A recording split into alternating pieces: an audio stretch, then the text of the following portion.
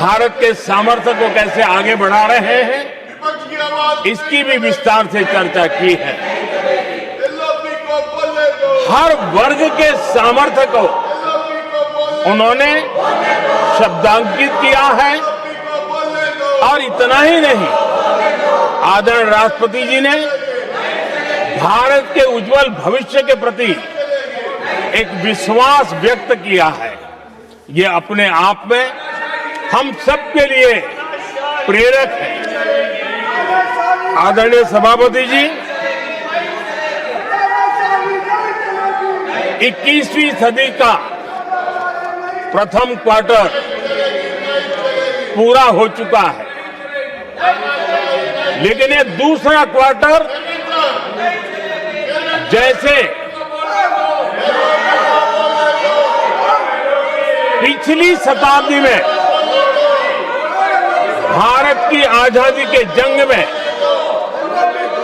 दूसरा क्वार्टर बहुत ही निर्णायक बना था। मैं साफ साफ देख रहा हूं कि विकसित भारत के निर्माण की दिशा में ये दूसरा क्वार्टर भी उतना ही सामर्थ्यवान होने वाला है, उतना ही तेज गति से आगे बढ़ने वाला है। और इसलिए आदरणीय सभापति जी, राष्ट्र का हर व्यक्ति ये महसूस कर रहा है कि एक अहम पड़ाव पर हम पहुंच चुके हैं। अब न हमें रुकना है, न हमें पीछे मुड़ करके देखना है। आगे ही आगे देखना है, गति से चलना है और लक्ष्य को प्राप्त करके ही हमें सांस लेनी है। उस दिशा में हम आगे बढ़ रहे हैं। Nothing should go on without except to the Prime Minister's speech.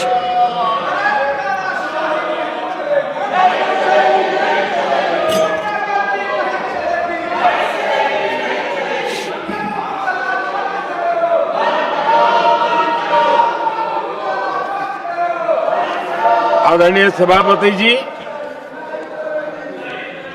वर्तमान में अगर हम देखें तो भारत के भाग्य के अनेक सुयोग एक साथ हमें नसीब हुए। ये अपने आप में बहुत ही उत्तम संयोग है, ऐसा मैं मानता हूं। सबसे बड़ी बात है, विश्व के समृद्ध से समृद्ध देश भी बुजुर्ग होते जा रहे हैं। वहां की आबादी उम्र के उस पड़ाव पर पहुंची है हम जिन्हें बुजुर्ग के रूप में जानते हैं। हमारा देश ऐसा है जो विकास की नई ऊंचाइयां छू रहा है। उसी समय दिनों दिन हमारा देश युवा होता जा रहा है, युवा आबादी वाला देश है। ये अपने आप में एक बहुत अच्छा सुयोग है। आदरणीय सभापति जी, दूसरी तरफ मैं देख रहा हूं जिस प्रकार से विश्व का भारत के प्रति आकर्षण बढ़ा है, और उसमें भी विश्व भारत की टैलेंट का महात्म्य समझ रहा है। हमारे पास आज दुनिया का बहुत ही महत्वपूर्ण टैलेंट पूल है, युवा टैलेंट पूल है, जिसके पास सपने भी हैं, संकल्प भी हैं, सामर्थ्य भी है। और इसलिए ये दूसरा सुयोग है। शक्ति का आशीर्वाद हमारे साथ है। आदरणीय सभापति जी, भारत आज विश्व में जो चुनौतियां पैदा हो रही है, उन चुनौतियों का समाधान देने वाला एक देश आशा की किरण बना हुआ है और हम समाधान दे रहे हैं। वैसा ही एक महत्वपूर्ण सुयोग है कि आज मेजर इकोनॉमी में भारत का ग्रोथ बहुत हाई है और हाई ग्रोथ और लो इन्फ्लेशन ये बहुत ही यूनिक संयोग है और ये हमारी अर्थव्यवस्था की मजबूती को प्रदर्शित करता है। आदरणीय सभापति जी, हम जिस गति से आगे बढ़ रहे हैं, जब हमें देश की जनता ने सेवा करने का मौका दिया तब फ्रेजाइल 5 के रूप में ये देश जाना जाता था। जब हमें अवसर मिला तब देश आजाद हुआ तब हम दुनिया में 6 नंबर की इकोनॉमी थे, लेकिन इन लोगों ने ऐसा एक हाल करके रखा कि 11 पे पहुंचा दिया। आज हम 3 पर जाने की दिशा में तेज गति से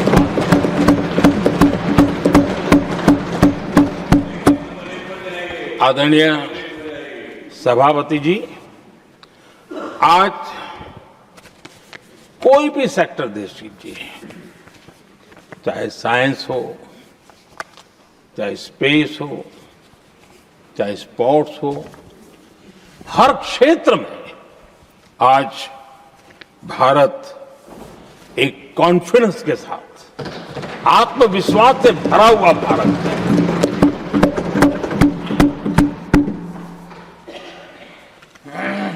कोविड के बाद विश्व में जो स्थितियां पैदा हुई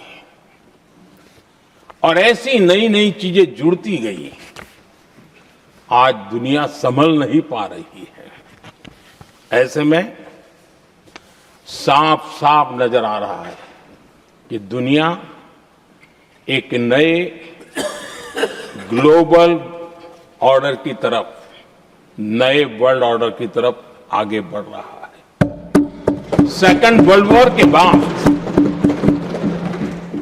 एक वर्ल्ड ऑर्डर बना था, अब एक नए वर्ल्ड ऑर्डर की तरफ विश्व बहुत तेजी से आगे बढ़ रहा है और सबसे बड़ी खुशी की बात है, सारी घटनाओं का और राजनीतिक तरीके से निष्पक्ष भाव से विश्लेषण करेंगे तो झुकाव भारत की तरफ है।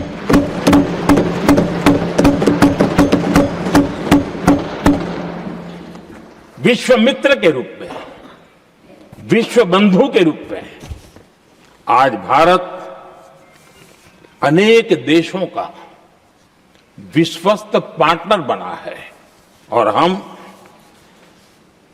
कंधे से कंधा मिला करके विश्व कल्याण की दिशा में भी अपनी उचित भूमिका निभा रहे हैं, अपने सामर्थ्य से सहाय भी कर रहे हैं। आदरणीय सभापति जी, आज पूरा विश्व ग्लोबल साउथ की चर्चा करता है, लेकिन उस चर्चा के सूत्रधार के रूप में आज भारत वैश्विक मंचों पर ग्लोबल साउथ की बुलंद आवाज बन गया है।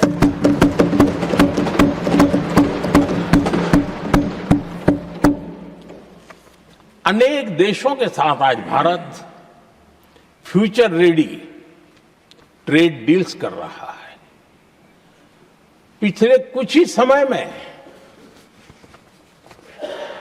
दुनिया के महत्वपूर्ण 9 बड़े देशों के साथ 9 बड़े हमारे ट्रेड डील हुए और उसमें मदर ऑफ ऑल डील एक साथ 27 देशों के साथ, यूरोपियन यूनियन के साथ।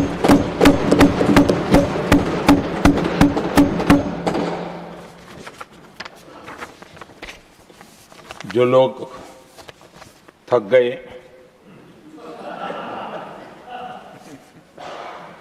बेचारे चले गए, लेकिन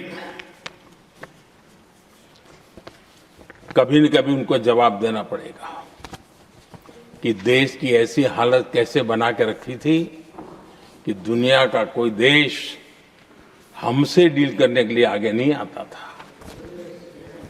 आपने कोशिश की होगी, पीछे पीछे पीछे बहुत चक्कर लगाए होंगे, लेकिन किसी ने आपकी तरफ देखा भी नहीं होगा। क्या स्थिति ऐसे पैदा की? दुनिया के देश ऐसे ही भारत के साथ डील नहीं कर रहे हैं। आदरणीय सभापति जी, इसके पीछे सबसे बड़ी बात, डेवलप कंट्रीज एक डेवलपिंग कंट्री के साथ डील करता है ना, वो अपने आप में भी अर्थ जगत के लिए एक बहुत बड़ा है। और मेरे लिए नई बात नहीं है। जब मुझे गुजरात में सेवा करने का अवसर मिला था तो मैं एक वाइब्रेंट गुजरात समिट करता था और मेरे लिए गर्व की बात थी कि एक स्टेट, हिंदुस्तान का एक स्टेट, मेरी इस वाइब्रेंट समिट के partner country, develop country Japan हुआ करता था। एक राज्य ने सामर्थ्य दिखाया था, आज मेरा देश है सामर्थ्य दिखा रहा है।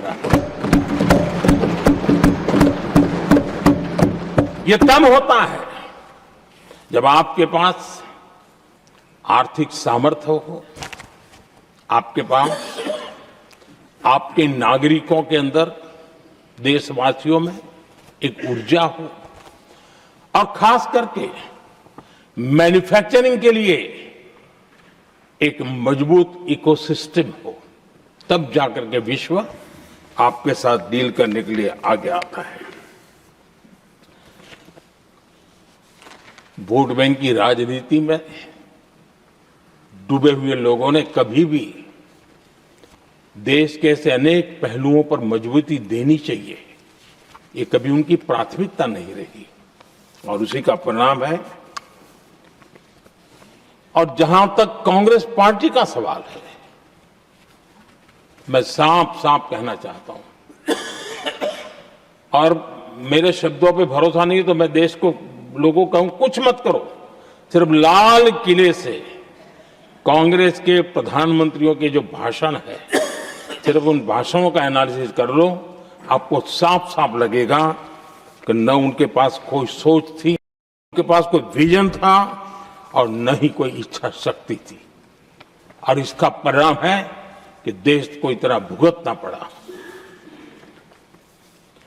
आदरणीय सभापति जी, मैं कोटि कोटि देशवासियों का आभारी हूं।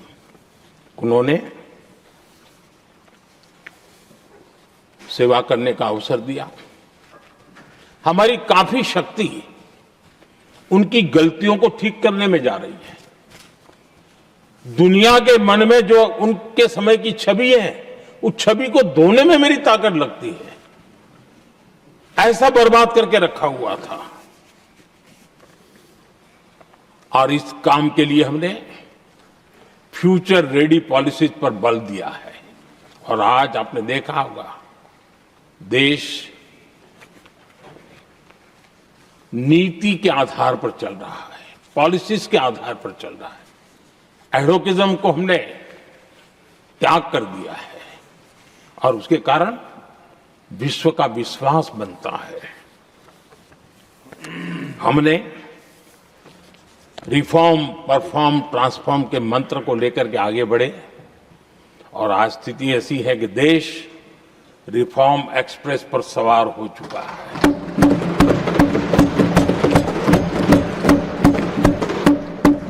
हमने स्ट्रक्चरल रिफॉर्म्स किए हैं, प्रोसेस से जुड़े रिफॉर्म्स किए हैं, पॉलिसीज में रिफॉर्म किए हैं।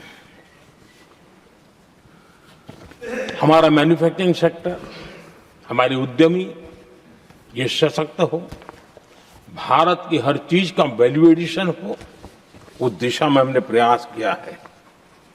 और मैं आज विश्वास के साथ कह सकता हूं, आज भारत विश्व के साथ स्पर्धा करने के लिए पूरी तरह तैयार है।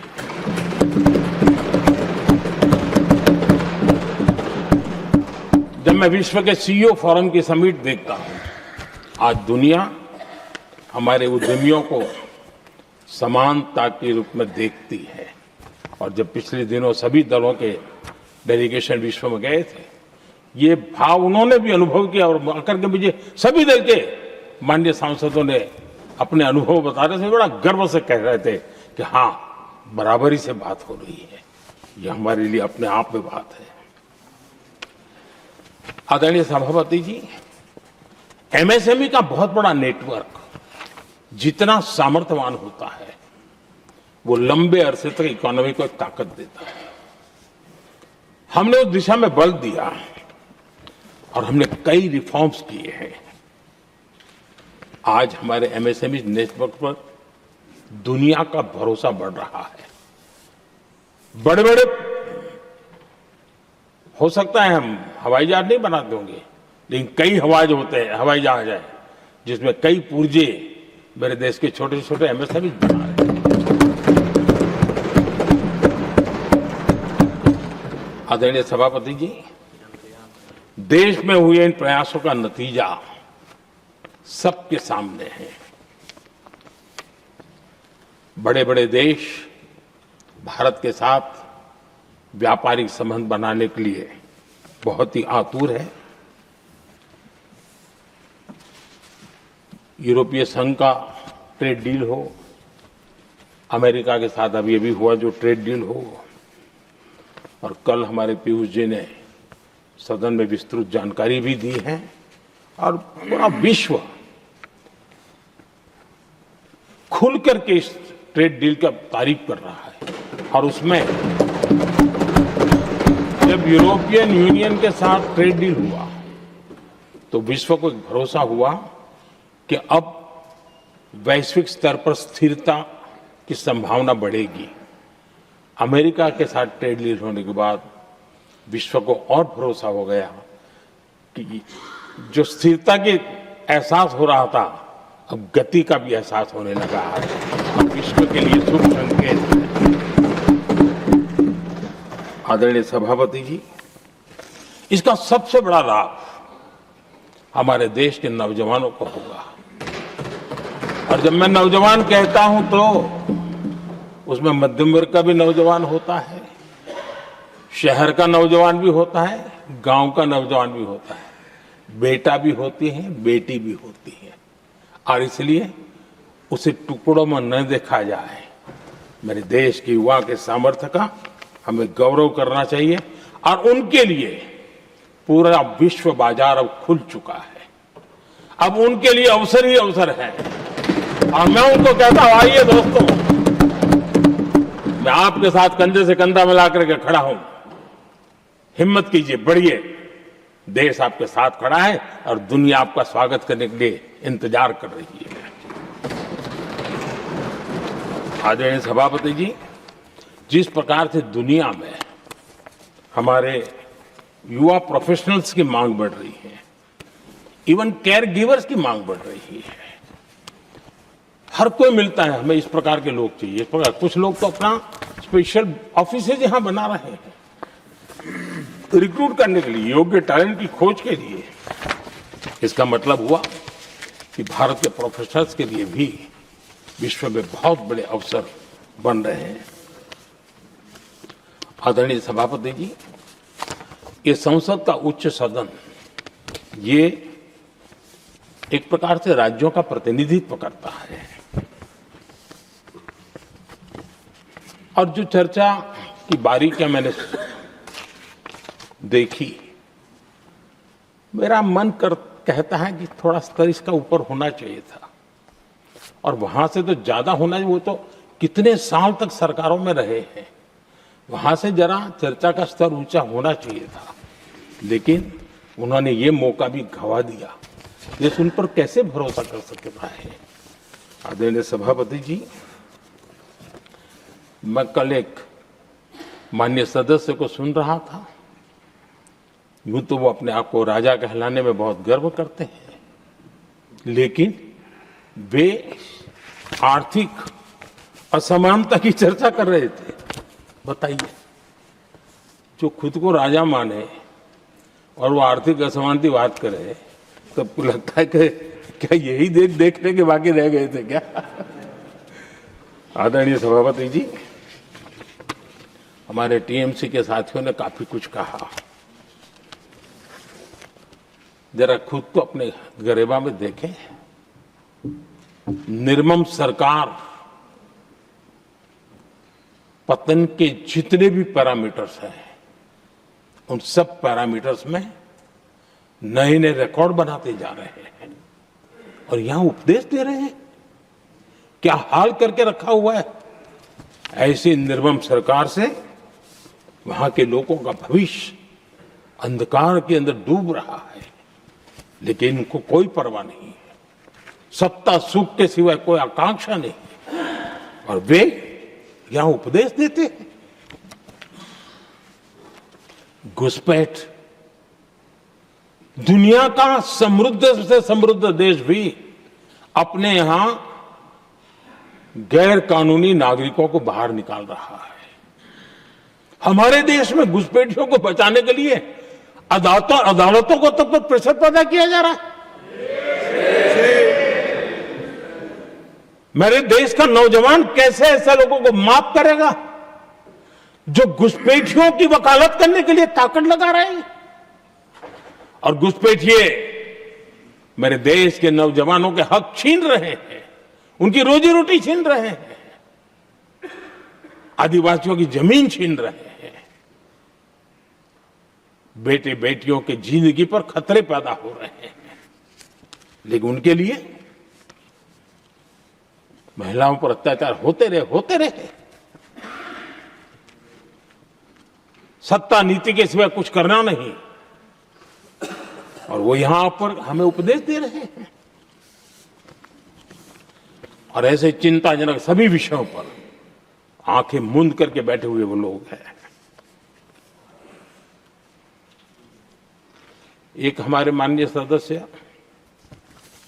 काफी कुछ बोल रहे थे, जिनकी पूरी सरकार शराब में डूब गई, जिनके शीश महल घर घर में नफरत का कारण बन गए, और शायद उनको ब्लैक शब्द ज्यादा पसंद है। हर एक का अपना अपना एक भूतकाल होता है।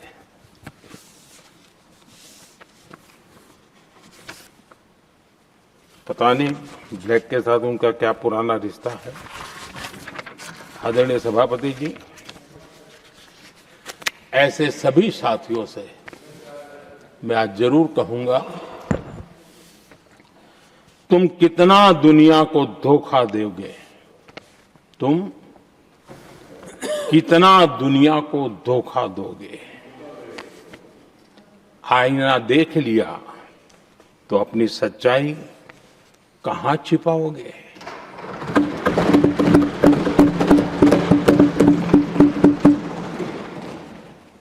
कांग्रेस हो, टीएमसी हो, डीएमके हो, लेफ्ट हो, के दशकों से केंद्र में सत्ता में रहे हैं, सत्ता के भागीदार रहे हैं।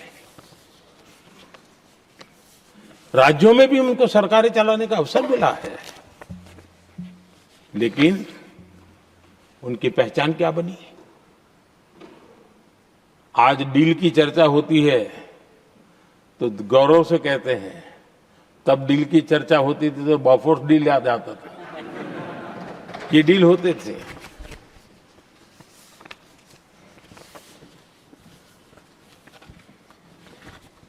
उन्होंने सिर्फ जेब भरने का काम किया।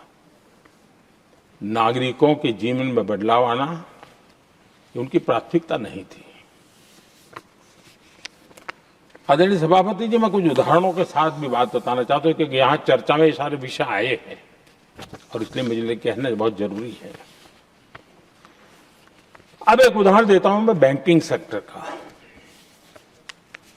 बैंकिंग सेक्टर एक प्रकार से अर्थव्यवस्था की ग्रिड होता है। 2014 से पहले फोन बैंकिंग का कालखंड था। नेता के फोन जाते थे और उसके आधार पर करोड़ों रुपया दे दिए जाते थे और गरीबों को तो बैंकों में दुत्कार मिलती थी, नफरत होती थी। देश की 50% से ज्यादा आबादी बैंक के दरवाजे तक नहीं देख पाई थी। कांग्रेस के नेताओं के फोन पर अरबों रुपये लोगों को दे दिए गए और जो ले जाते थे वो अपनी पर्सनल प्रॉपर्टी मान करके पैसे हजम कर जाते थे। यही खेल चलता रहा। कांग्रेस और यूपीए के राज में और आज जो इंडी अलायंस बन करके बैठे हैं उनके राज में बैंकिंग व्यवस्था तबाही के कगार पर खड़ी थी। मैं नया प्रधानमंत्री के पद का दायित्व मुझे मिला, मैं एक देश के मुखिया से मैं मिला, ऐसे ही बात कर रहा था। मैंने कहा बैंकिंग की दृष्टि से हम कुछ आगे बढ़ना चाहिए। उन्होंने कहा पहले एक बार साहब जरा अभी आप नए हो, आपके बैंकों की व्यवस्था का अध्ययन कर लीजिए। हम कैसे हिम्मत करें? एक देश के नेता ने कोई ये जानकारियां थी, उसने मुझे बताया यहां इनको कोई परवाह ही नहीं। यानी एक प्रकार से उन्होंने जिस प्रकार से बैंकिंग व्यवस्था एनपीए के पहाड़ खड़े हो गए थे। जहां भी देखो चर्चा चलती थी एनपीए का क्या होगा, एनपीए का क्या होगा, कैसे बचेंगे। आदरणीय सभापति जी, चुनौती बड़ी थी लेकिन हमने समझदारी से काम दिया। बैंकिंग व्यवस्था के सब कर्ता धर्ताओं को विश्वास में लिया। रिफॉर्म की आवश्यकता थी, हिम्मत के साथ रिफॉर्म किए, पारदर्शी व्यवस्था बनाई, ढेर सारे बैंकिंग रिफॉर्म्स हुए और जो सरकारी बैंक दुर्बल हो चुकी थी, ठीक नहीं चल पाती थी, उसको हमने बड़ी बैंक के साथ मर्जर कर दिया। और मुझे याद है किसी एक महाशय बड़े अपने आप को विद्वान मानने वाले ने लिखा था, अगर मोदी सरकार बैंकों में ये कर ले तो हिंदुस्तान का बहुत बड़ा रिफॉर्म हो जाएगा। वो काम मैंने आते ही कर दिए थे। आदरणीय सभापति जी, और इन सारी चीजों का नतीजा हुआ बैंकों में जो बीमारी घर कर गई थी उस बीमारी से बैंकों को मुक्ति मिली। बैंकों का स्वास्थ्य सुधरा, लगातार सुधरा, अभी भी तेजी से आगे दौड़ रहे हैं। और बैंकिंग का जब स्वास्थ्य सुधरा तो लेन देन का कारोबार भी उनका बढ़ा, लोगों को पैसे मिलने लगे, सामान्य व्यक्ति को पैसे मिले। ऐसे ऐसे गरीब लोगों को लोन मिले जिनके लिए कभी बैंक के दरवाजे बंद थे, बेचारा दूर से देख करके उसे जाना पड़ता था। आज मुद्रा योजना जो देश के नौजवान को अपने पैरों पर खड़े रहने की ताकत देता है, मुद्रा योजना जो स्वरोजगार की प्रेरणा देता है, लेकिन स्वरोजगार के भाषण के काम नहीं होता है, उसका हाथ पकड़ना पड़ता है, उसको साथ देना पड़ता है, उसको सहाय देनी पड़ती है। और हमने मुद्रा योजना के द्वारा 30 लाख करोड़ रुपया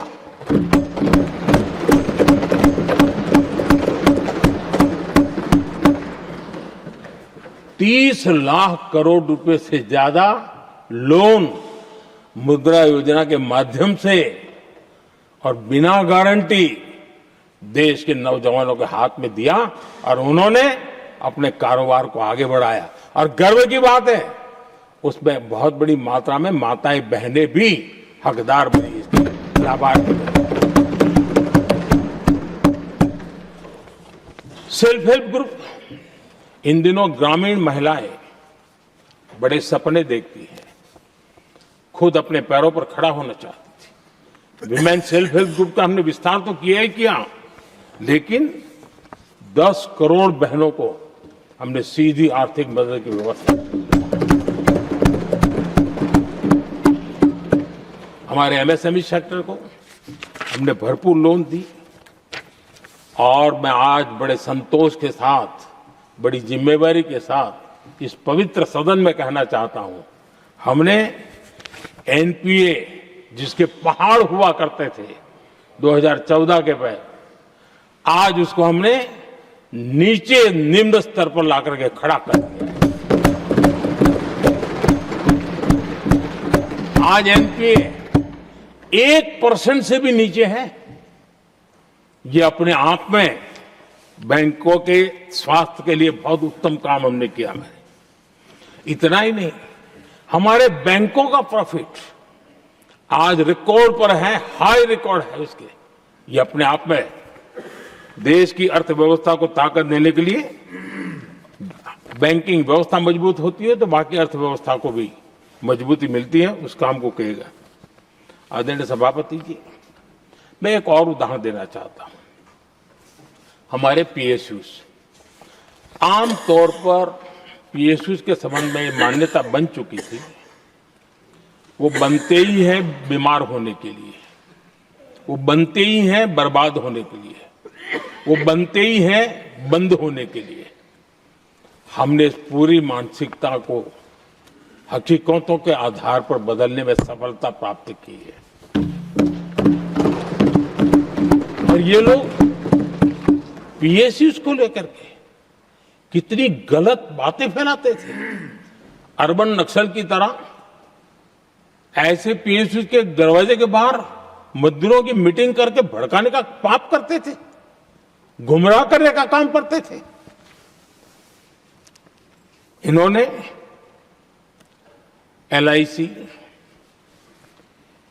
स्टेट बैंक ऑफ इंडिया और भी एचएएल, ऐसे हर एक को बड़ा भला बुरा और इतना भद्दे तरीके से, जब उनकी सरकार थी तब तो ये इन चीजों को संभाल नहीं पाते थे, उसको कुछ कर भी नहीं पाते थे। आदरणीय सभापति जी, हमने इसमें भी हिम्मत दिखाई। हमने पीएसयूज के संबंध में भी रिफॉर्म्स किए, रिफॉर्म्स की एक लगातार परंपरा चलाई। आज एलआईसी बेस्ट तरीके से होते हैं, पूरे कार्यकाल में अपना एलआईसी का जन्म हुआ तब तक उत्तम से उत्तम परफॉर्मेंस का कालखंड उसका गुजर रहा है। जिन पीएसयूज को कांग्रेस के नेता ताले लगवाने की कगार पर पहुंच चुका था और उसी पर अपनी राजनीतिक रोटी सेकने का प्रयास भी किया गया था, आज हमारे पीएसयूज रिकॉर्ड प्रॉफिट पर हैं।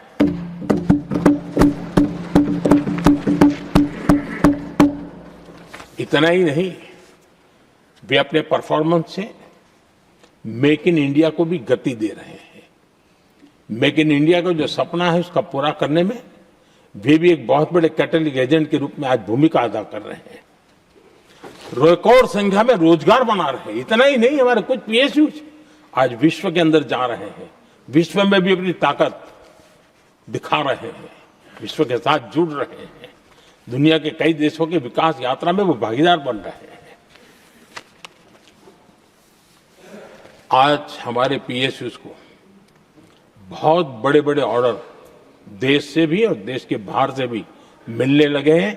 ये अपने आप में मैं जो कहता हूं ना, एक बहुत महत्वपूर्ण पड़ाव पर ये देश 25 साल है, उसका संकेत यहां नजर आता है।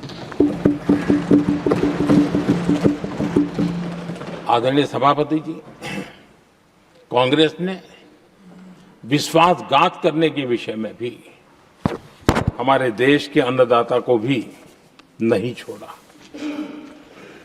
इस देश में 10 करोड़ किसान ऐसे हैं जिनके पास 2 हेक्टेयर से भी कम जमीन है, छोटे किसान हैं। उनकी तरफ कभी परवाह नहीं की गई, उनकी तरफ कभी देखा नहीं गया, नहीं उनके दिमाग में ये छोटे किसानों का कोई महात्म्य था। उनको लगता है कुछ बड़े लोगों को संभाल लिया तो गाड़ी चल जाएगी, और यही राजनीति करते रहे। आदरणीय सभापति जी, हमारे दिल में छोटे किसान के प्रति एक दर्द था। हम जमीनी हकीकतों से परिचित थे और उसी के कारण हम पीएम किसान सम्मान निधि योजना लेकर के आए। और आप इतने कम समय में हमारे इन छोटे किसानों के खाते में 4 लाख करोड़ रुपया हमने दिया है। 4 लाख करोड़ रुपया आंकड़ा छोटा नहीं होता है आदरणीय सभापति जी। और उसने हमारे छोटे किसानों को एक नई ताकत दी है, नए सपने देखने का सामर्थ्य दिया है। और मुझे पक्का विश्वास है कि हमारा किसान उस दिशा में जरूर भारत की आशा अपेक्षा के अनुरूप परिणाम देगा।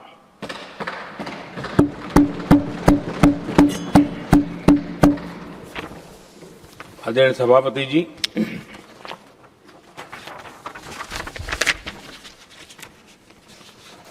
यहां कुछ साथियों ने इम्प्लीमेंटेशन के संबंध में शिकायतों का भाषण काफी किए। शायद वो तय करके आए थे कि ऐसा ऐसा बोलना है, तो इसमें तो उनका ऐलान दिखता था, बाकी में तो नहीं दिखता है। आदरणीय सभापति, जब ये इम्प्लीमेंटेशन को लेकर के इतनी बड़ी बड़ी बातें करते हैं, मैं एक जरा किस्सा सुनाता हूं। मैं किसी का भला बुरा कहने के लिए नहीं कर रहा हूं, मैं सिर्फ हकीकतें रख रहा हूं। परेशानी जिनको होगी उनको होगी, लेकिन तथ्य तो तथ्य ही होते हैं। हमारे देश के एक नेता हिमाचल प्रदेश के दौरे पर गए थे और वहां से आने के बाद उन्होंने खुद ने ये घटना कहीं सुनाई, रिकॉर्ड पर उपलब्ध है। उसमें उन्होंने कहा,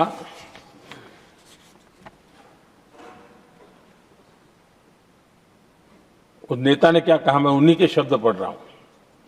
काफी लंबे समय तक मुझे योजना आयोग से संघर्ष करना पड़ा, क्योंकि वे पहाड़ी क्षेत्रों के लिए अलग योजनाएं बनाने को तैयार ही नहीं थे। मैं हिमाचल प्रदेश गई थी। जब मैं वापस आई तो मैंने योजना आयोग में कहा कि हमारे कामदारों को, वर्कर्स को जीप की जरूरत नहीं है, बल्कि खच्चरों की आवश्यकता है, ताकि कम से कम उन पर सामान आदि लादा जा सके। आगे उन्होंने कहा, लेकिन मुझे बताया गया हम पैसा तो जीप के लिए ही देंगे, क्योंकि खच्चरों के लिए पैसे देने की पॉलिसी नहीं है। इसी भाषण में आगे वो कहती हैं, अब वहां सड़कें ही नहीं थी। उनका कहने का कारण यह था कि हिमाचल में जहां वो गई वहां सड़कें ही नहीं थी। अब वहां सड़कें ही नहीं थी तो फिर उस पर जीप का क्या लाभ हो सकता है? जीप लेकर के कौन जाएगा जहां रोड नहीं है? लेकिन उस समय योजना आयोग का जोर था या तो जीप या तो कुछ भी नहीं।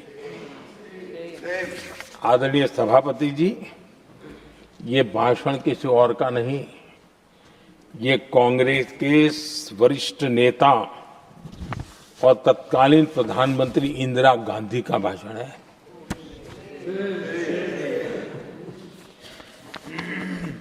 कांग्रेस के लंबे शासनकाल में यही कार्यशैली रही,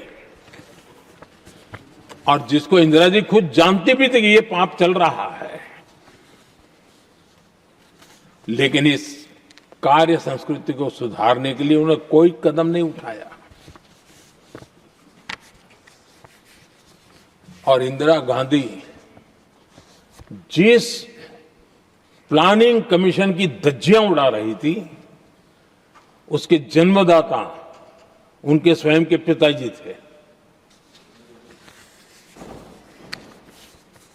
और प्लानिंग कमीशन को बना और इंदिरा जी ने जब कहा, उसके बीच में 2 दशक बज चुके थे, लेकिन हाल यही था। और 2014 तक सब दुखी थे, सब परेशान थे, सब गलती देख रहे थे, लेकिन सुधार करने की तैयारी नहीं। 2014 के बाद जब आपने हमें मौका और कांग्रेस ने जिस प्रकार से प्लानिंग कमीशन अटकाना, लटकाना, भटकाना वाली कार्यशैली बना दी थी, 2014 में जब हमें मौका मिला तो हमने आकर के काम किया, प्लानिंग कमीशन को खत्म कर दिया और नीति आयोग को बनाया। आज नीति आयोग बहुत तेज गति से काम कर रहा है। अब देखिए एस्पिरेशनल डिस्ट्रिक्ट, वो भी एक बड़ा प्रेरक उदाहरण है। और मैं तो देख रहा हूं कि डेवलपिंग कंट्रीज के लिए, विकास के लिए एक मॉडल के रूप में वैश्विक संस्थाएं इसको अनुमोदन दे रही है। ये एस्पिरेशनल डिस्ट्रिक्ट की ये सफलता बनी है। देश के कई जिले ऐसे थे जिसको पिछड़े मान करके छोड़ दिया गया था, और वहां करोड़ों लोगों की जो मौलिक जरूरतें थी उसको भी नकार दिया गया था। उनको तो ऐसे ही जीने के लिए मजबूर कर दिया गया था, और जो पिछड़े इलाके थे वो और पिछड़े होते गए और बर्बादी आती गई। और हालत तो सरकार में ऐसी थी कि जब किसी को पनिशमेंट ट्रांसफर करनी होती थी, पनिशमेंट पोस्टिंग देना होता, तो ऐसे ही जिलों में भेजा जाता था ताकि और खराब करे वो। ये हाल बन गया था, ये वर्क कल्चर बन गया था। हमने इस स्थिति को बदला। सबसे पहला आग्रह किया, यंग होनहार अफसरों को लगाया जाएगा और पूरा 3 साल का मौका उसको दिया जाए काम करने का। एक के बाद हम एक निर्णय किए, और आज देखिए किसी समय छत्तीसगढ़ का हमारा बस्तर एस्पिरेशनल डिस्ट्रिक्ट में था, आज वो बस्तर पूरे देश में बस्तर ओलंपिक के नाम से चर्चा में है।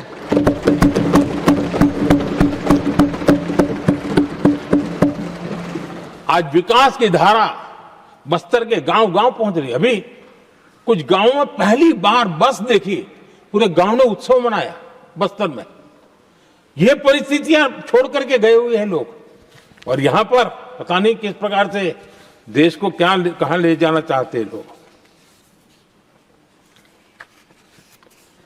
आदरणीय सभापति जी, इंप्लीमेंटेशन क्या होता है, ये एस्पिरेशनल डिस्ट्रिक्ट एक बहुत बड़ा शानदार उदाहरण है। ऐसे तो सैकड़ों उदाहरण हैं, लेकिन मैं कहने के लिए इसको उल्लेख कर रहा हूं। कांग्रेस के हमारे साथियों को ये जो बदलाव आ रहा है उसमें इंप्लीमेंटेशन नजर नहीं आ रहा है, और उनका तो एक ही वो प्लानिंग कमीशन वाला मॉडल है, जीप और खच्चर वाला मॉडल, यही वो लोग जानते हैं, उससे आगे कुछ नहीं जानते। और ये इंप्लीमेंटेशन कैसे करते हैं, मेरा जन्म नहीं हुआ था उसके पहले सरदार वल्लभ भाई पटेल ने नर्मदा नदी पर बांध बांधने की कल्पना की।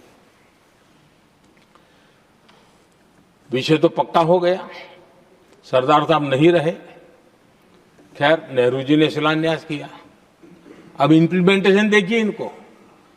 मेरा जन्म नहीं हुआ था जब इसकी कल्पना की गई थी, और प्रधानमंत्री बनने के बाद मैंने उसका उद्घाटन किया, ये हाल है।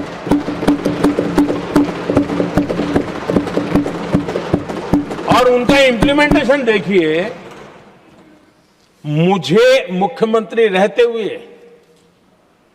3 दिन अनशन पर बैठना पड़ा था नर्मदा सरदार सरोवर डैम के लिए, मेरे राज्य के किसानों के लिए।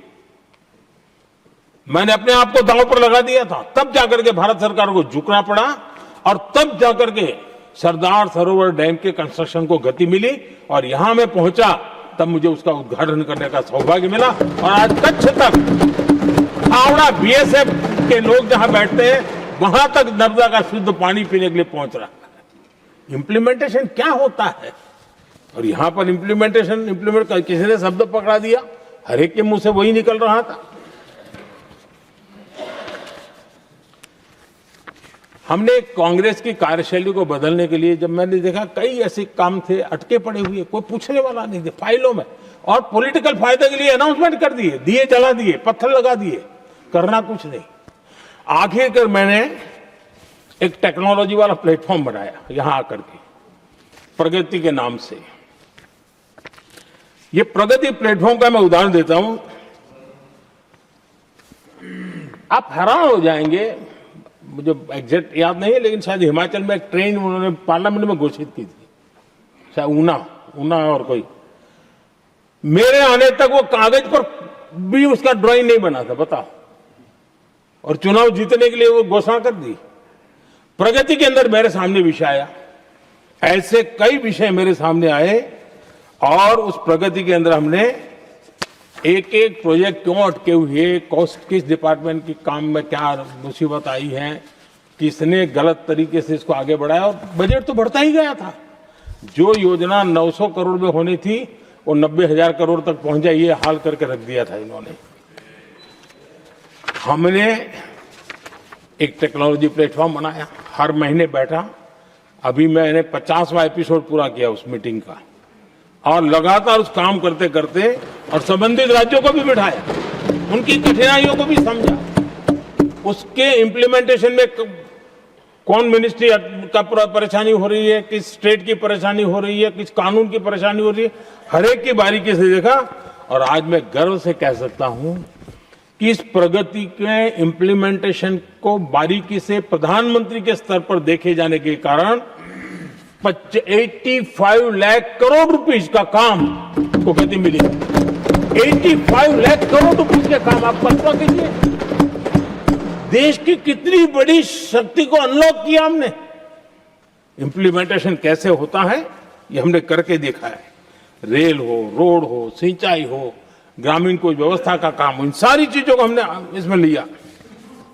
अब जैसे जम्मू उधमपुर श्रीनगर बारामूला रेल लाइन, आज ये प्रोजेक्ट पूरा हुआ, और बर्फबारी में इन दिनों आपने देखा एक वीडियो बहुत पॉपुलर हुआ है, बर्फ के बीच में से चारों तरफ बर्फ की चादर छाई हुई है और वंदे भारत ट्रेन निकल रही है, और लोग कहते हैं गलती मत करना, ये तो विदेश है, ये हिंदुस्तान है, ये रील चल रहे हैं बाजार में।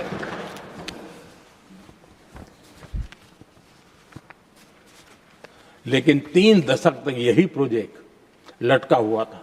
3 दशक, 30 साल, आप कल्पना कर सकते, 2 पीढ़ी आगे बढ़ जाए, ये यही के अटके पड़े थे। हमारी सरकार ने इसको पूरा किया।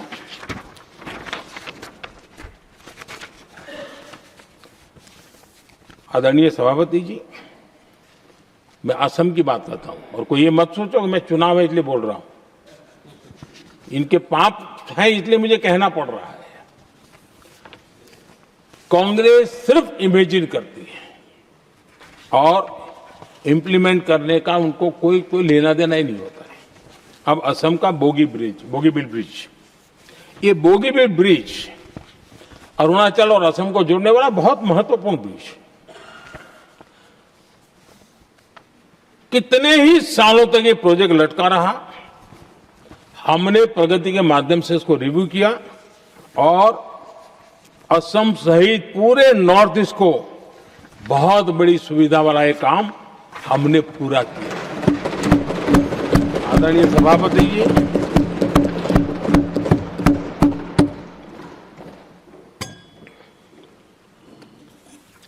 इंप्लीमेंटेशन की बातें जब करते हैं तो एक बार हमारे पास तो तथ्यों के साथ चीजें हैं कि हमने चीजों को समय पर पूरा करने की दिशा में आगे बढ़े। और इन दिनों तो जो काम कर रहे हैं समय से पहले हो रहा है। हमने पूरी दुनिया को कहा था कि हम 2030 तक यहां पहुंचेंगे सोलार में, हमने वो काम 2025 में कर दिया। हमने इथेनॉल का समय तय किया था, हम उसमें भी 2-3 साल पहले ही काम पूरा कर लिया। तो एडवांस में हम काम पूरा करने का, इंप्लीमेंटेशन की ताकत हमारे से उससे भी ज्यादा है। आदरणीय सभापति जी,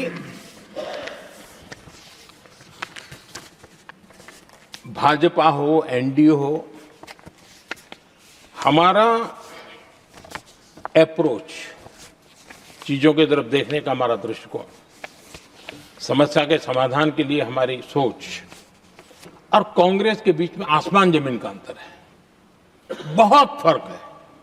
मैं आपको उदाहरण देता हूं।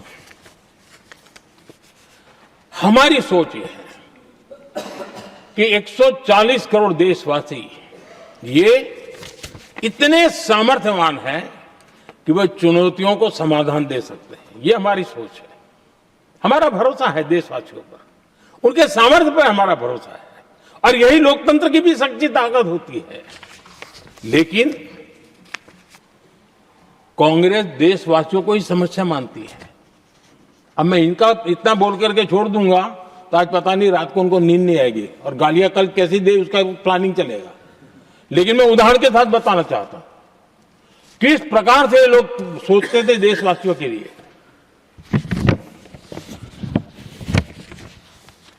देश के लोगों के बारे में नेहरू जी और इंदिरा जी की सोच क्या थी, मैं उसके विषय में बताना चाहता हूं। इंदिरा जी एक बार ईरान गए थे और ईरान में वो भाषण दे रही थी,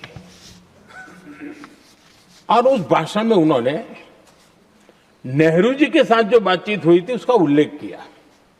खुद ने कहा है, उन्होंने कहा, और मैं जो इंदिरा जी ने कहा था उसको कोट कर रहा हूं, जब किसी ने मेरे पिताजी से पूछा, यानी नेहरू जी से पूछा कि उनके सामने कितनी समस्याएं हैं, तो उन्होंने उत्तर दिया था 35 करोड़।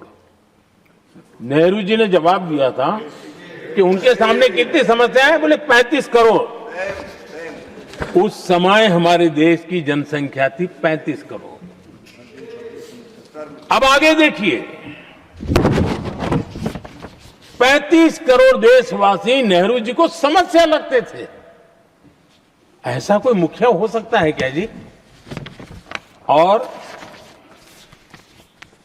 इस बात का उदाहरण देते हुए इंदिरा जी ने आगे कहा कि आज देश की जनसंख्या 57 करोड़ है, इसलिए मेरी समस्याओं की संख्या भी उतनी ही बड़ी है।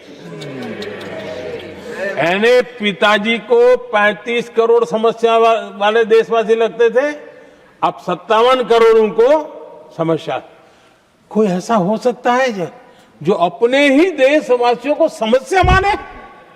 ये फर्क है उनकी सोच और हमारी सोच में, ये फर्क है उनके अप्रोच और हमारे अप्रोच में।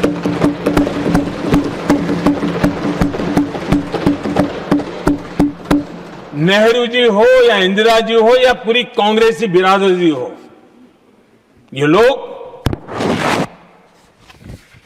भारत के लोगों को समस्या मानते हैं। आदरणीय सभापति जी, मेरे कई कोटेशन मिलेंगे। मैंने दुनिया के सामने कहा है, देश के सामने कहा है, और कहा है इसलिए नहीं, ये मेरा कन्विक्शन है। अरे चुनौतियां कितनी ही क्यों ना हो, 140 करोड़ समाधान हमारे पास है।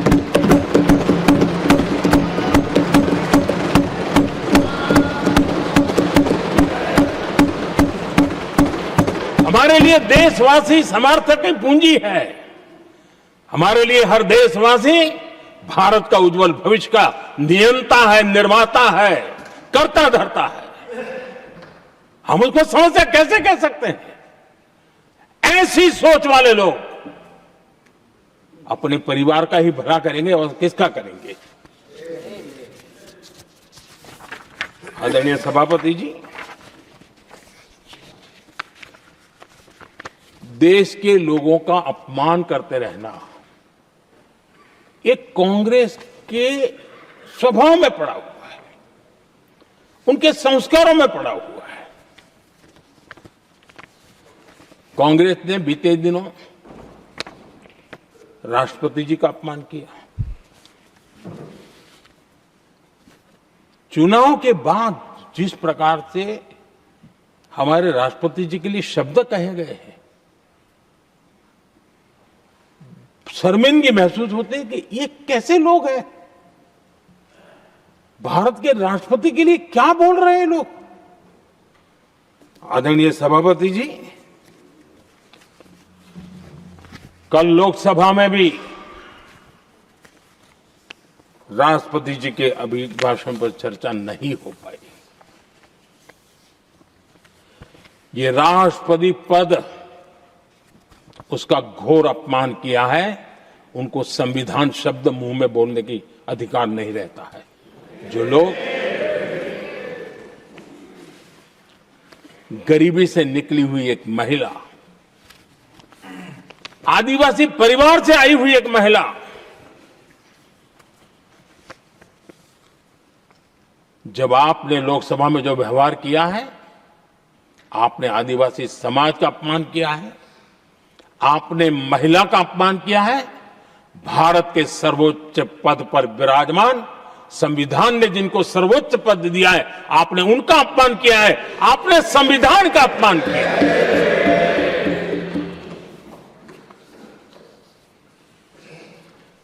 आदरणीय सभापति जी, उनको कुछ भी लगता हो, कांग्रेस को ये गुनाह की Honorable members, it is now 6 p.m. If the House agrees, we may sit beyond 6 p.m. till disposal of the motion of thanks and the presidential address. Do I have the leave of the House to extend the sitting beyond 6 p.m.? Thank you. आदरणीय सभापति जी, समय बढ़ाने के लिए मैं आपका और सदन का बहुत आभार व्यक्त करता हूं।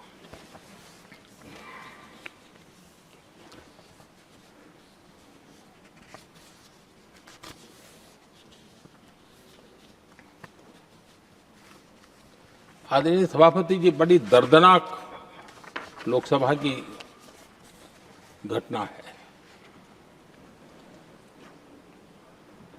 और शायद हताशा, निराशा तो हम समझ सकते हैं, लेकिन इसके लिए देश के पवित्र लोकतंत्र के मंदिर को ही इस रूप में कर देना, और उस समय चेयर पर असम के ही हमारे एक माननीय सांसद बैठे थे और उस समय कागज फेंके गए, टेबल पर चढ़ दिया गया। क्या ये नॉर्थ ईस्ट का अपमान नहीं है? क्या असम के नागरिकों का अपमान नहीं है?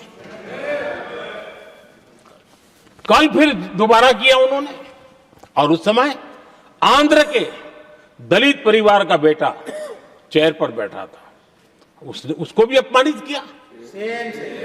यानी आपने नॉर्थ ईस्ट का अपमान, चेयर में बैठा अपमान करो। आंध्र के एक दलित परिवार का बेटा चेयर पर बैठा, उसका अपमान करो। सदन ने इनको काम दिया हुआ है, सबने मिलकर के काम दिया हुआ है, लेकिन वो दलित समाज से आते हैं, इसलिए आप अपमान करते हो।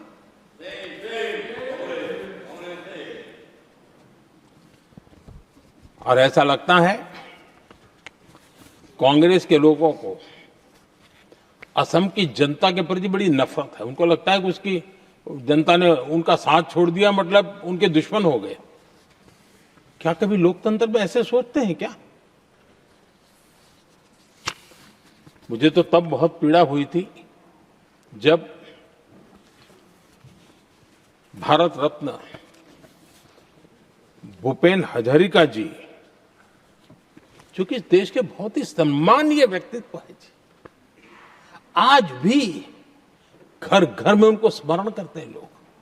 उनके प्रति जो भक्ति का भाव है, आप कल्पना नहीं कर सकते, लेकिन उनको इसकी भी कोई परवाह नहीं है। और जिस प्रकार से, और हमारा सौभाग्य था कि हमने भूपेन हजारिका जी के देश के लिए जो उनका योगदान था, नॉर्थ ईस्ट जैसे इलाके से पूरे देश को अपने वाणी से, अपने विचारों से, अपनी अभिव्यक्ति से बांध के रखा था। हमने भारत रत्न देने का निर्णय किया, इस पर भी इनको ऐतराज। और मैं तो हैरान हूं, खड़गे जी अगर होते तो मैं उनकी हाजिरी में कहता ही है, इन्होंने जिस प्रकार से बोला ना भारत रत्न के बाद, वो वीडियो पर उनका चेहरा देखेंगे ना, आपको लगा रहे ये ऐसे लोग हैं, ऐसा व्यवहार करते हैं। और ये कहा, अरे ये तो सिंगर थे। मैं समझता हूं कि एक किसी का भी अपमान करने में कभी भी पीछे नहीं रहते हैं। उन्होंने भूपेन हजारिका जी को भारत रत्न दिया, उसका भी विरोध किया। ये पूरे असम का विरोध है, पूरे देश के कला प्रेमियों का विरोध है। और मुझे पक्का विश्वास है असम कभी भी इस अपमान को भूलने वाला नहीं है।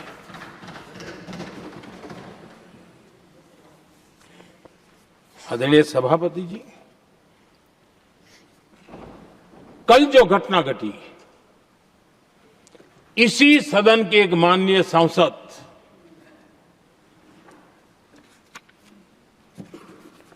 कांग्रेस के शातिर दिमाग जिनका है, ऐसे एक युवराज ने उनको गद्दार कह दिया।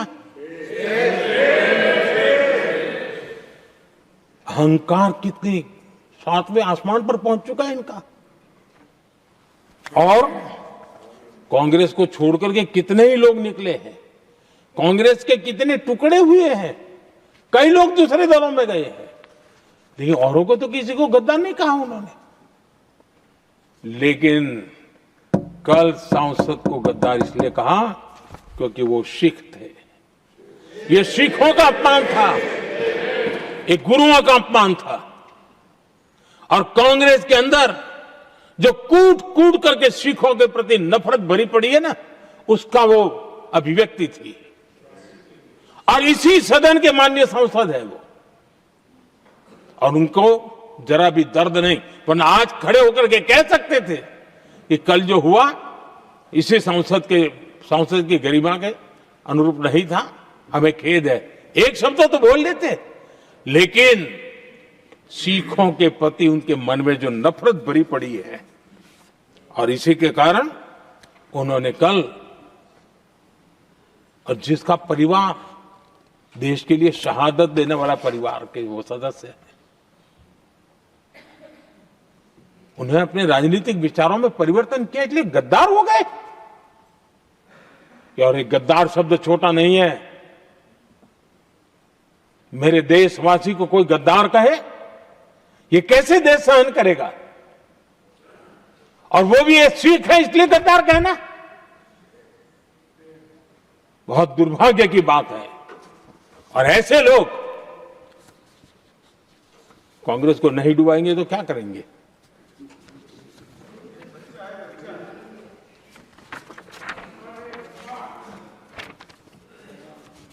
आदरणीय सभापति जी, एक तरफ ये दृश्य है और दूसरी तरफ हमारे सदानंद जी मास्टर का दृश्य है।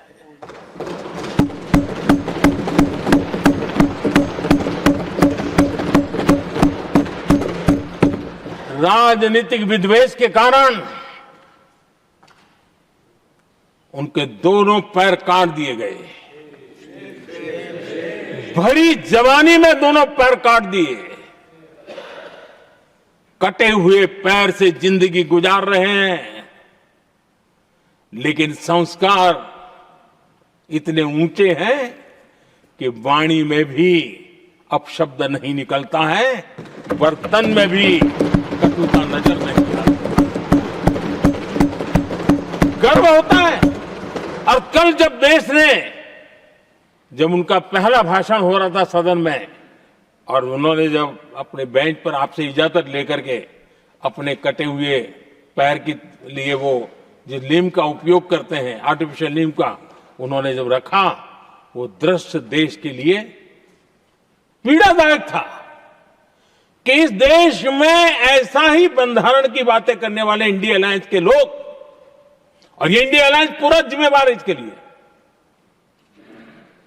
वैचारिक असहमति के कारण एक नौजवान के, और वो भी एक टीचर, शिक्षक के प्रति गर्व से, आदर से देखा जाता है, उसके पैर काट दे। लेकिन उनको कोई खेद नहीं है, उनको कोई दर्द नहीं है। लेकिन मैं मास्टर सदानंद जी को हृदय से अभिनंदन करता हूं कि उन्होंने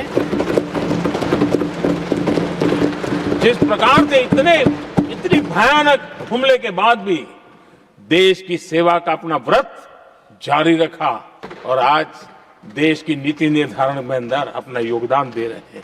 ये गर्व की बात है और ऐसे लोगों के सहारे हम राजनीति में जीते हैं, काम करते हैं, देश के लिए जीने मरने की प्रेरणा मिलती है।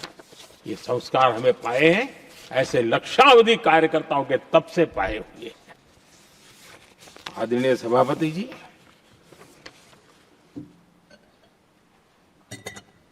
इन दिनों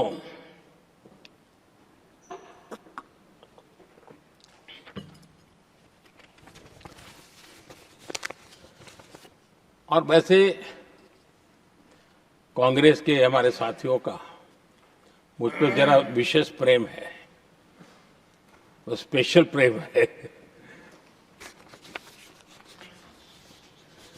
और जब मैं जिम्मेवारी जो मिली है उसके तहत, और जिम्मेवारी न मिलती तो भी देश के लिए जीना तुमने सीखा है। हम विकसित भारत की जमीन मजबूत कर रहे हैं, उसको एक ताकत दे रहे हैं। एक तरफ देश के युवाओं के लिए मजबूत जमीन तैयार कर रहा हूं, तो कांग्रेस मोदी की कब्र खोदने के कार्यक्रम करवा रही है। और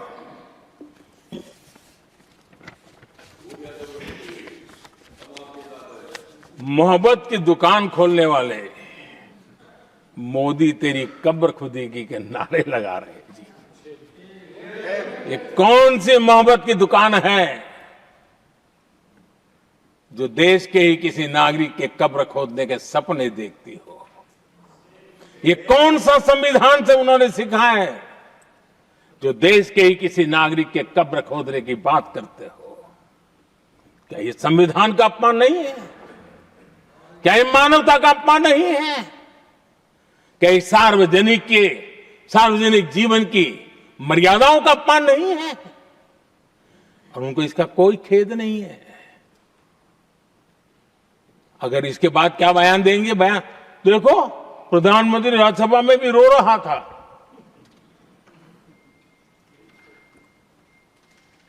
किस प्रकार के संस्कार और वृत्तियों से पले बड़े लोग हैं ये। आदरणीय सभापति जी, मेरे लिए कोई अनुभव मेरा बहुत पुराना है। 2002 से जब वे विपक्ष में थे तब से, और 2004 से जब वो सत्ता में आए तब से, और 2014 से मैं जब यहां आया तब से, पिछले 25 साल से संसद का एक भी सत्र ऐसा नहीं गया, मोदी संसद का सदस्य नहीं था, एक भी सत्र ऐसा नहीं गया जिसमें इस सदन के अंदर मोदी को गाली देने का काम न किया हो इन लोगों ने। 25 साल। और मुझे किसी ने पूछा था, मोदी जी आपके स्वास्थ्य का क्या राज है? मैंने कहा मैं डेली 2 किलो गाली खाता हूं।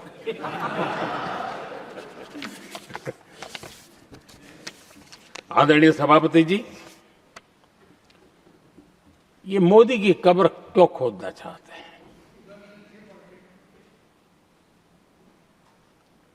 ये सिर्फ नारा नहीं है, ये इनके भीतर पड़ी हुई नफरत का प्रतिबिंब है, इसकी अभिव्यक्ति है। और वे इसलिए हैं, हमने 370 की दीवार गिरा दी, इसलिए वो मोदी की कब्र खोदना चाहते हैं।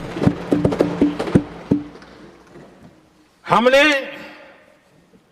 नॉर्थ ईस्ट में बम, बंदूक और आतंक का जो छाया बना रहता था, नॉर्थ ईस्ट में शांति और विकास का राह अपनाई, इसलिए वो मोदी की कब्र खोदने पर सोच रहे हैं।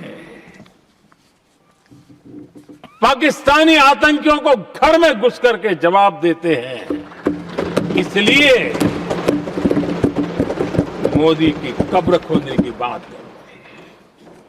ऑपरेशन सिंदूर करते हैं, इसकी उनको परेशानी होती है, और इसलिए वो मोदी की कब्र खोदते हैं। माओवादी आतंक से देश को मुक्ति दिलाने के लिए साहसपूर्ण कदम उठा रहे हैं, इसलिए मोदी की कब्र खोद दी है आपको। हमने नेहरू जी ने देश के साथ बहुत बड़ा अन्याय किया था, सिंधु जल समझौता करके।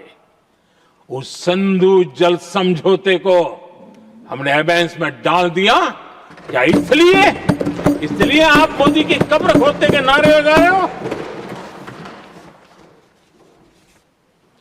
आदरणीय सभापति जी, कांग्रेस की परेशानी कुछ और है।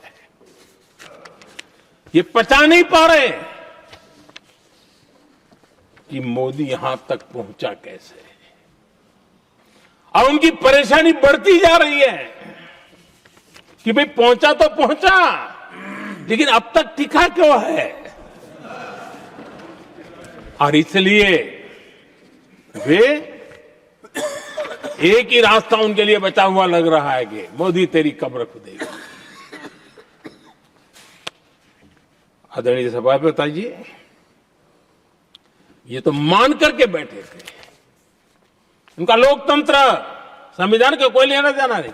उनको तो लगता है कि प्रधानमंत्री पद उनके परिवार की जागीर है, उस पर कोई और बैठ नहीं सकता। ये जो उनके भीतर में नफरत पड़ी हुई है ना, मोहब्बत की दुकान में जो आग भरी पड़ी हुई है ना, उसका परिणाम है। और इसीलिए कोई क्यों बैठा, हमारा पैतृक अधिकार था, इसलिए मोदी की कब्र खोदने का नारा लेकर के वो चल रहे हैं। आदरणीय सभापति जी, कांग्रेस के शाही परिवार को देश ने दशकों तक अवसर दिया है, ऐसा नहीं है। देश ने आपके लिए भी अपना भविष्य दांव पे लगाया था,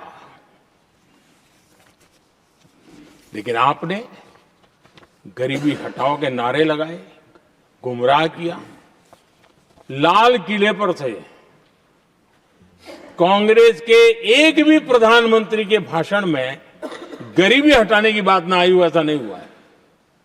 लेकिन किसी भी प्रधानमंत्री ने गरीबी हटाने के लिए क्या किया, वो एक बार भी नहीं आया। वो नारे से अधिक कुछ नहीं था उनका। और मोदी ने रास्ता अपनाया गरीब को एम्पावर करने का, गरीब को सशक्त करने का। और मेरे देश के गरीबों को मैं सलाम करता हूं, उन्होंने देश की योजनाओं को समझा, स्वीकारा और अपने सामर्थ्य को बढ़ाने के लिए प्रयास किया। मैं देश के गरीबों का गौरवगान करता हूं कि हमारी नीतियों पर भरोसा करके, हमारी नीयत पे भरोसा करके उन्होंने भी अपने आप को खपाने के लिए कोई कमी नहीं रखी। और 25 करोड़ मेरे गरीब परिवार के भाइयों ने गरीबी को परास्त किया और खुद गरीबी से बाहर आए हैं। मैं उनको सलाम करता हूं। मेरे 25 करोड़ देशवासी जो निराशा में पड़े हुए थे, दूर एक आशा की किरण दिखाई दी, उठ खड़े हुए और आज हमारे साथ चल पड़े। आदरणीय सभापति जी, 2014 के पहले ये इम्प्लीमेंटेशन की बातें करते थे। हमारे यहां सैकड़ों लोग रेलवे क्रॉसिंग पर मरते थे। स्कूल की बस रेलवे क्रॉसिंग से जा रही है, 20-20, 25-25 स्कूल के बच्चे मरने की खबरें आती थी।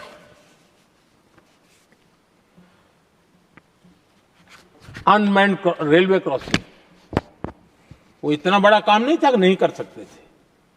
ये काम भी मुझे करना हुआ और हमने सारे अनमैन्ड क्रॉसिंग बंद कर दिए, लाखों लोगों की जिंदगी बचा ली। इसलिए ये मोदी की कब्र खोदना चाहते हैं। आदरणीय सभापति जी, 2014 से पहले इस देश में 18,000 गांव ऐसे थे जिनको बिजली का मतलब पता नहीं था। बिजली का कोई तार होता है, कोई बल्ब होता है, कोई लट्टू जलता हुआ उसमें उजाला निकलता, पता नहीं था उनको।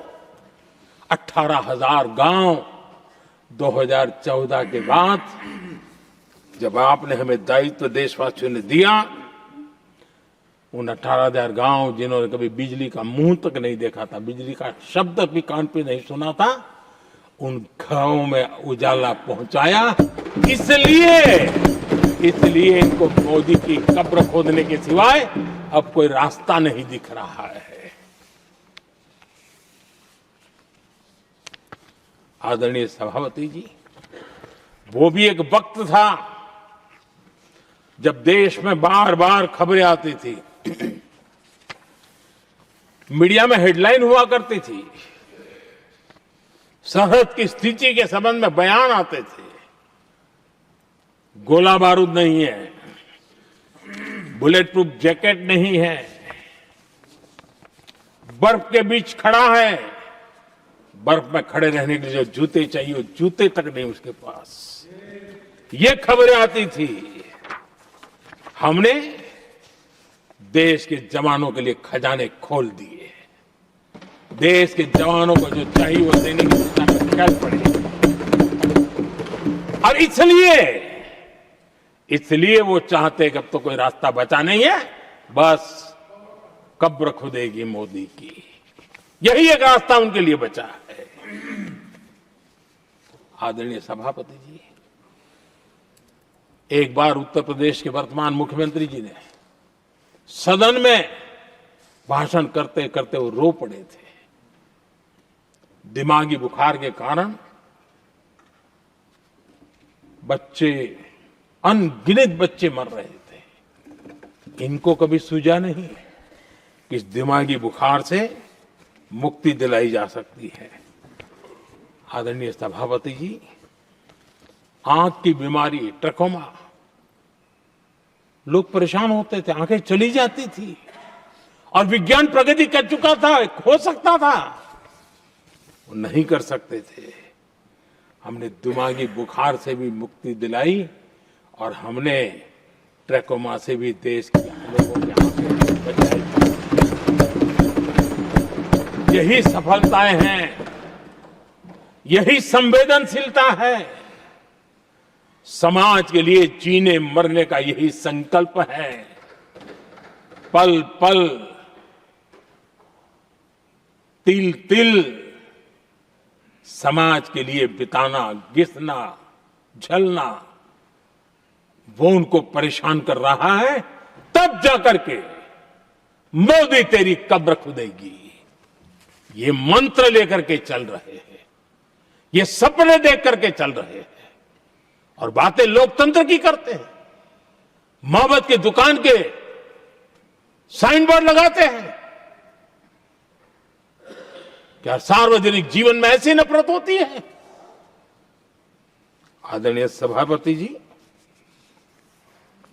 इनकी सरकार रिमोट से चलती थी, मेरी सरकार भी रिमोट से चलती है। 140 करोड़ देशवासी मेरा रिमोट है।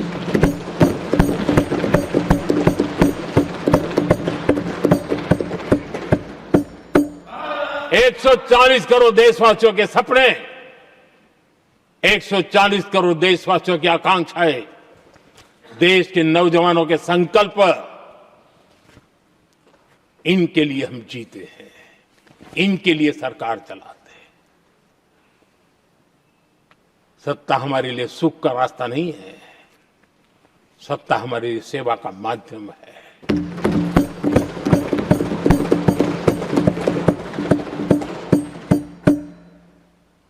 'मुद्रा योजना' लाखों करोड़ों की मदद मिली, स्वरोजगार को बल दिया। कांग्रेस ने कभी स्टार्टअप कल्चर को प्रमोट ही नहीं किया। कुछ सैकड़ों में स्टार्टअप बेचारे अपने उनको पता भी नहीं था। और इनका तो हाल ये है आदरणीय सभापति जी, अपने घर के स्टार्टअप को भी वो लिफ्ट नहीं कर पा रहे।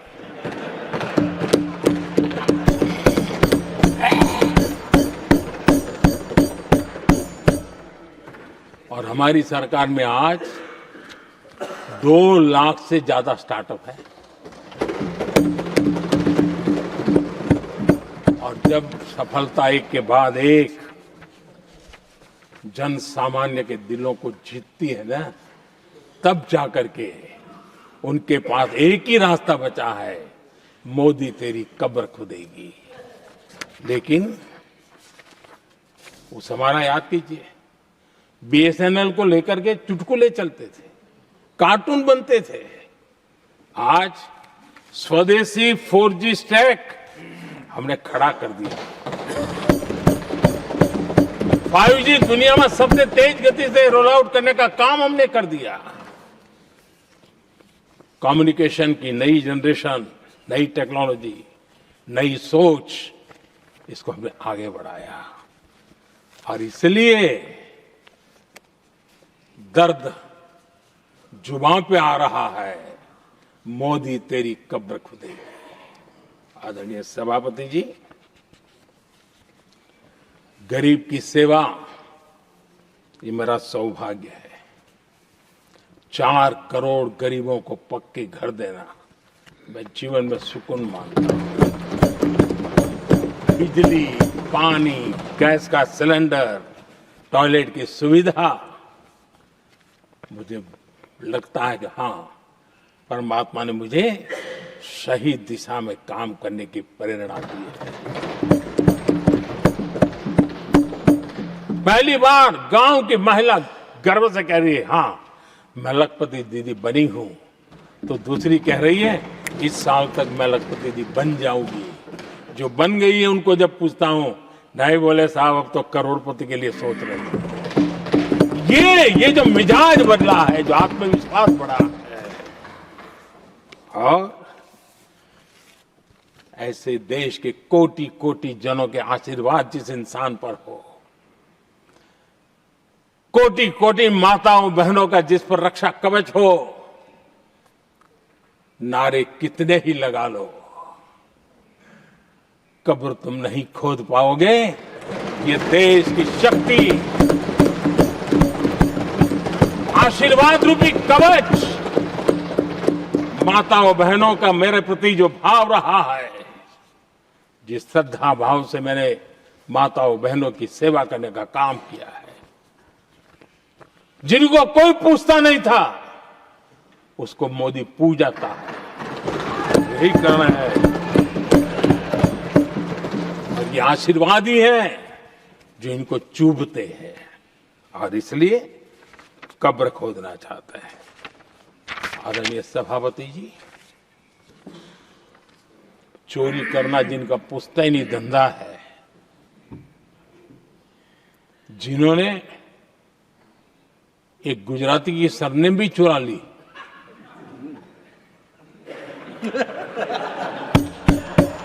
महात्मा गांधी की सरनेम चुरा ली, ये लोग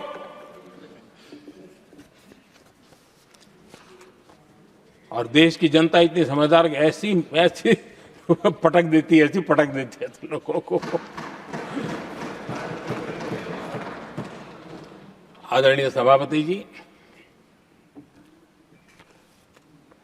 हम एक विकसित भारत का सपना लेकर के चले, और आज वो सपना देश के लोगों की ऊर्जा के कारण संकल्प में बदल चुका है। आज कहीं पर भी जाइए, हर कोई ये कहता है कि 2047 तक विकसित भारत बनना है। और मैं हैरान हूं, कुछ हमारे साथी सदन में इतने निराशावादी, इतने जमीन से कटे हुए लोग, बदलती हुई दुनिया से अनभिज्ञ लोग, पता नहीं क्या बोल रहे हैं। वो कहते हम मोदी ये भी 2047 की क्या बोल रहा है? 2047 किसने देगा है? हमारे देश के लिए, आजादी के लिए जो लड़ते थे, जो फांसी के तख्त पर चढ़ जाते थे, जो लाठियां खाते थे, गोलियां खाते थे, जो काला पानी की सजा के लिए अंडमान निकोबार की सेल्यूलर जेल में जिंदगी बिता देते थे, लक्षावधि नौजवान अपने पढ़ाई का भविष्य का सोचे बिना, कोई परवाह किए बिना सिर्फ देश के लिए सोचने के लिए निकल पड़े थे। क्या उन्होंने कभी ये सोचा होता कि यार हमारे कालखंड में तो आजादी मिलेगी नहीं, कि मैं क्यों करूं? तो क्या देश कभी आजाद होता? ये इतने निराशावादी लोग हैं कि जब मैं डिजिटल इंडिया की बात करता था, मैं फिनटेक की चर्चा करता था, मैं यूपीआई की बात करता था, तो ये कहते थे अरे इस देश में गरीब आदमी मोबाइल फोन पर कैसे पैसे का कारोबार करेगा? 3 साल के भीतर भीतर देश ने दिखा दिया ये हो सकता है। और मैं हैरान था जिस दिन ऐसा भाषण संसद में हुआ, देश का मीडिया में भी ऐसे लोग, उनकी जो इकोसिस्टम है वो नाच रही थी कि देखिए मोदी को तगड़ा जवाब दिया। मोदी ने जवाब नहीं दिया। आपके हाथ में मोबाइल फोन जब यूपीआई से चलता है, काम करता है ना, तो जवाब अपने आप मिल जाता है।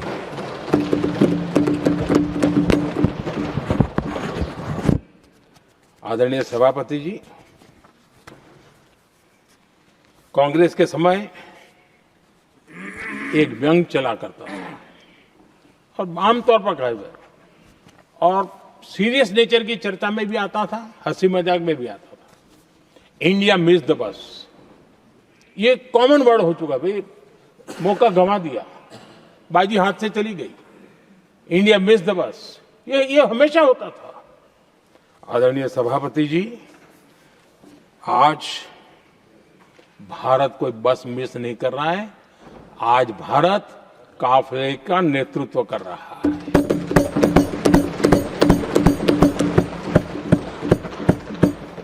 आदरणीय सभापति जी, देश का भविष्य उज्जवल बनाना है, वर्तमान भी उज्जवल बनाने के लिए अविरत कार्य करना होता है। हम विकसित भारत के सपने के लाइट में 5 वर्ष की योजना बनाते हैं और हर वर्ष का बजट बनाते हैं, और हम दिशा तय करके चलते हैं, क्योंकि हमारे लिए अगला चुनावी लक्ष्य नहीं होता है, हमारा लक्ष्य है 2047 विकसित। अरे चुनाव तो आएंगे जाएंगे, मेरा देश अजरा अमर रहने वाला है, और हम देश की युवा पीढ़ी के हाथ में समृद्ध हिंदुस्तान देने का सपना लेकर के चले। जिन बच्चे जो आज जो घर में बालक है ना, उनको भी मैं देख करके कल सोचता हूं कि मैं इसके हाथ में ऐसा हिंदुस्तान दे करके जाऊं ताकि हमें अपने काम का संतोष हो। 2047 क्यों, 2047 क्यों, ये बातें करते हैं। आदरणीय सभापति जी, आज जिस प्रकार से हम इनिशिएटिव लिए, चाहे स्पेस हो, साइंस हो, टेक्नोलॉजी हो, समंदर की गहराई हो, जल थल नभ अंतरिक्ष, हर क्षेत्र में नए संकल्प, नई ऊर्जा, नए कदम और नई सिद्धियों को लेकर के देश आज आगे बढ़ रहा है। हम ग्रीन हाइड्रोजन पर काम कर रहे हैं, हम आने वाले युग को समझ पा रहे हैं। हम क्वांटम कंप्यूटिंग की बात कर रहे हैं, हम एआई मिशन को लेकर के चल रहे हैं, और आज दुनिया मानने लगी है कि एआई मिशन भारत बहुत कुछ दुनिया को दे सकता है। ये विश्वास आज दुनिया में बना है। आज दुनिया में क्रिटिकल मिनरल, रेयर अर्थ राजनीतिक हथियार बन गया है। हम उस पर फोकस कर रहे हैं ताकि कभी भारत को किसी के पास हाथ फैलाने की नौबत ना आ जाए। आदरणीय सभापति जी, ऐसे तो अनगिनत प्रोजेक्ट हैं जिसमें विदेश का इन्वेस्टमेंट आना ही आना है, क्योंकि अब हर किसी को अपना भविष्य भारत की भूमि में नजर आ रहा है। हर किसी को अपना भविष्य भारत की टैलेंट के भरोसे नजर आ रहा है। हर किसी को भविष्य भारत के उज्जवल भविष्य के साथ खुद के उज्जवल भविष्य को जोड़ करके दिखता है। और इसलिए दुनिया आज विकसित भारत की बात हम क्यों कर रहे हैं, जिनके दिमाग में नहीं पड़ता है, दुनिया को समझ आ रहा है कि भारत ने सही दिशा पकड़ी है। चलो अब चर्चा वहां चल रही है, कहीं हम बस न चुक जाए। कल तक चर्चा चलती थी इंडिया मिस करता है, अब दुनिया को लगता है अब हम लेट न हो जाए, वहां आने की स्पर्धा चल रही है। आदरणीय सभापति जी, आने वाला समय भारत के लिए अवसरों से भरा हुआ है, भारत के नौजवानों के लिए अवसरों से भरा हुआ है।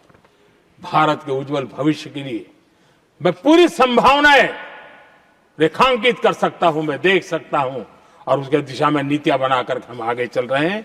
हम इसको और मैं चाहता हूं, मेरे देशवासियों को निमंत्रण देता हूं, और मैं देशवासियों को आज सदन से भी कहना चाहूंगा, मैंने मन की बात में भी इसका उल्लेख किया था, मैं यहां पर सभी माननीय सांसदों से भी कहूंगा कि आप भी अपने अपने क्षेत्र में से लोगों को बताइए, जब दुनिया भर में इतने अवसर पैदा हुए हैं, उसको स्थायित्व तब मिलता है जब हम उत्तम प्रकार की चीजों को लेकर के जाए, हम क्वालिटी को कॉम्प्रोमाइज न करें। मुनाफा कम क्यों न हो, लेकिन क्वालिटी को हम निरंतर उत्तम करते जाएंगे। इनोवेशन करना पड़ेगा, करेंगे, रिसर्च करना पड़ेगा, करेंगे, प्रोडक्ट में मटेरियल बदलना पड़े तो बदलेंगे, लेकिन हम दुनिया में क्वालिटी की दृष्टि से उत्तम हो, तब जाकर के जो आज राजनीतिक दृष्टि से जो निर्णय होते हैं उसका बेनिफिट लेने के लिए हमने पीछे नहीं रहना चाहिए। मेरे देशवासियों से मैं आज यही आग्रह करूंगा कि आप क्वालिटी के विषय में मेरा साथ दीजिए, क्वालिटी में कॉम्प्रोमाइज न करिए। आप देखिए, दुनिया सिर्फ और सिर्फ made in India, made in Bharat, made in India, made in Bharat, इसके लिए गीत गाने लग जाएगी। आदरणीय सभापति जी, मैं कांग्रेस के मित्रों का भी आज आभार व्यक्त करता हूं कि कम से कम मुझे, उनको पता था, पहले प्रयोग कर चुके थे, पिछले 10 साल में मुझे 5-6 बार इस प्रकार से बोलने से रोका गया, क्योंकि उनको मालूम था एक बार शुरू होता हूं तो रुकता नहीं। और मैंने कहा था एक बार एक अकेला, तो अब अनुभव से सीख गए हैं कि इसमें कोई दाल गलने वाली नहीं है, तो समझदारी से काम लिया, और ऐसी समझ उनको निरंतर मिलती रहे, ये भी मैं प्रार्थना करता रहूंगा। आदरणीय सभापति जी, मैं राष्ट्रपति जी के उद्बोधन में योगदान देने वाले सभी सांसदों का भी आभार व्यक्त करता हूं। जो भी उत्तम विचार यहाँ प्राप्त हुए हैं, उत्तम विचार देश की प्रगति में जरूर काम आएंगे, ऐसा मैं विश्वास देता हूं। और आदरणीय राष्ट्रपति जी का इस संबोधन के लिए मैं हृदय से आभार व्यक्त करते हुए मेरी वाणी को विराम देता हूं। बहुत बहुत धन्यवाद।